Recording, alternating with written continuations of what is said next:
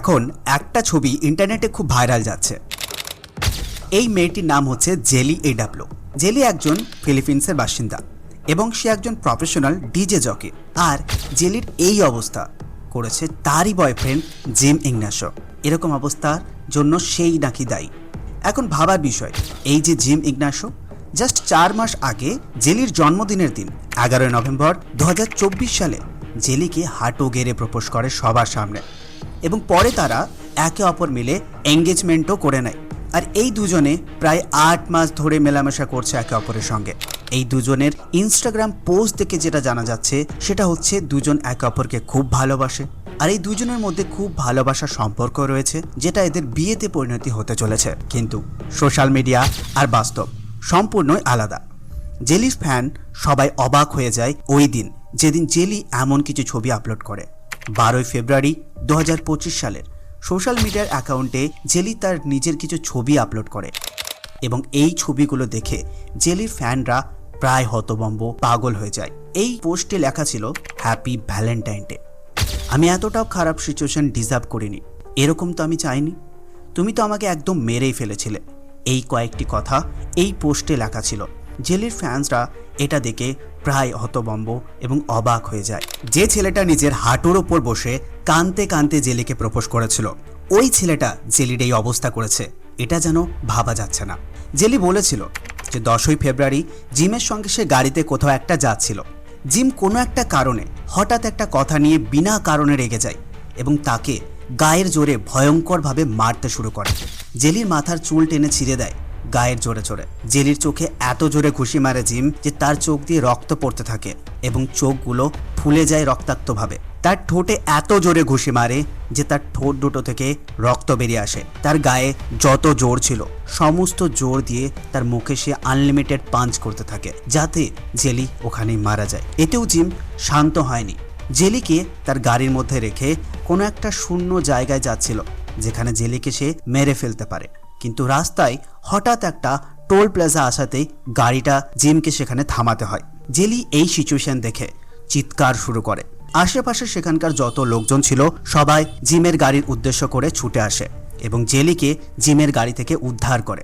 Gym ততক্ষণে পালিয়ে গেছে চিৎকার চেঁচামেচি এবং লোকজন দেখে। দুজনের যদি জয়েন্ট ইনস্টাগ্রাম পোস্ট লক্ষ্য করা যায় তাহলে তারা তাদের লাস্ট পোস্ট করেছিল 25 জানুয়ারি 2025 সালে এবং এই ছবিটি দেখে কিন্তু বেশ ক্লিয়ারভাবে বোঝা যাচ্ছে তারা একে অপরের সঙ্গে খুবই খুশিতে রয়েছে এবং তারা খুবই আনন্দে রয়েছে এবং একে অপরকে খুবই ভালোবাসে। তাহলে 15 দিনের মধ্যে এমন কি ঘটলো যে জিম যাকে এত ভালোবাসে, তাকে বিয়ের প্রস্তাবও দিয়েছে, তাকে এরকম ভয়ঙ্করভাবে মারধর করলো এবং তাকে মেরে ফেলার জন্য শূন্য জায়গাতে নিয়ে যাওয়ার প্ল্যান অবধি করেছিল। এমন কি ঘটনা ঘটেছিল জিম এবং জেলির মধ্যে? কিছু সোর্স থেকে জানা যায় যে জেলি জিমের সঙ্গে সম্পর্ক রাখার পরেও জেলি অন্য আরেকটি সম্পর্কতে জড়িয়ে পড়েছিল এবং এই কথাটি জিম জানতে পারে। তখন জেলির এই অবস্থা করে দেয় জিম। এখন এই কথাটা কতটা সত্যি এবং কতটা মিথ্যা সেটা কেবল জিমই বলতে পারবে। আর একটা কথা, জেলি যখন এই সমস্ত পোস্টগুলো তার সোশ্যাল মিডিয়াতে আপলোড করে তখন তাকে কেউ সাপোর্ট করেছিল আর কেউ কেউ বলেছিল কার্মা হেটস হার।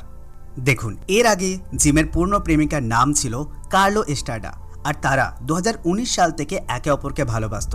কিন্তু 2024 সাল শুরু হওয়ার সঙ্গে সঙ্গে তাদের মধ্যে ব্রেকআপ হয়ে গিয়েছিল, কিন্তু কনফার্মেশন জানা ছিল না যে কেন তাদের মধ্যে ব্রেকআপ হয়েছিল। কিন্তু 16 আগস্ট 2024-এ জেলি নিজের ইনস্টাগ্রাম পোস্টের উপর জিম ইগনাসিওকে নিয়ে পোস্ট করেছিল আর ওই পোস্ট দেখে একদম মনে হচ্ছিল যে তারা একে অপরকে ভালোবেসে ফেলেছে। আর এই কথা যখন কার্লো জানতে পারে তখন সে তার এফবি অ্যাকাউন্টে পোস্ট করেছিল যে fame whore low life people, I don't have time for this but my lawyers has. কিছুক্ষণ রেখেছিল এবং কিছুক্ষণ রাখার পর এই পোস্ট কিন্তু সে ডিলিট করে দেয়। এখন কার্লো এই পোস্ট কার জন্য দিয়েছিল সেটা একদমই জানা যায়নি, কিন্তু এই পোস্টের রিপ্লাইতে জেলি তার নিজের ইনস্টাগ্রাম স্টোরিতে লেখে I am silent, don't interfere my work life. তারপর জেলি কার্লোকে আরও রাগানোর জন্য তাকে মাম্মি অবধি লিখে দিয়েছিল। আর এই রকম পোস্ট, এরকম স্টোরি সে মাঝে মধ্যে দিতে থাকতো যাতে কার্লো রেগে যায় জেলির এই পোস্টগুলো দেখে। এখন লোকজন এখানে কার্মা হেটস হার এই জন্যই বলছিল কারণ কার্লোর আর জিমের 5 বছরের সম্পর্ক শেষ হয়ে গেছিল জেলির জন্য।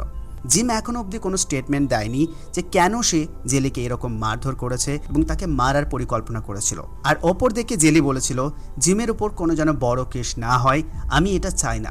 আমি চাই জিম তার নিজের ভুলটা বুঝতে পারুক এবং সে যা করেছে এরকম যেন ভবিষ্যতে আর না করে। এটাই তার সবথেকে বড় শাস্তি হবে এবং আমি তাকে ক্ষমা করে দিয়েছি। ভিডিওটি দেখার পর আপনার মতামত কি কমেন্ট বক্সে অতি অবশ্যই জানাবেন। আর এরকম ভিডিও পেতে চ্যানেলটি অতি অবশ্যই সাবস্ক্রাইব করে রাখবেন। ভিডিওটি কেমন লাগলো কমেন্ট করে অতি অবশ্যই জানাবেন। দেখা হচ্ছে পরের কোনো এরকমই ভিডিওতে।